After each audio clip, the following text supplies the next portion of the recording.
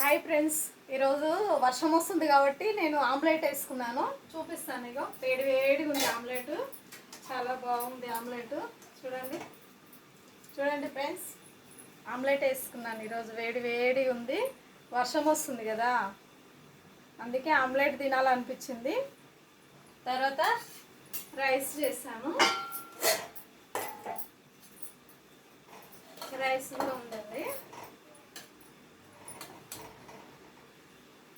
తర్వాత రసం, మిరియాల రసం చేసేసాను.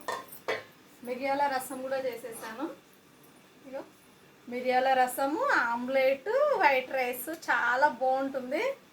ఒకసారి మీరు కూడా ట్రై చేయండి. ఇగో నేనైతే తింటున్నా.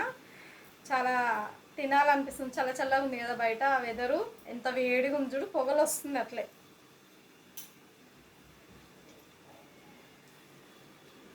వేడి వేడి ఆమ్లెట్.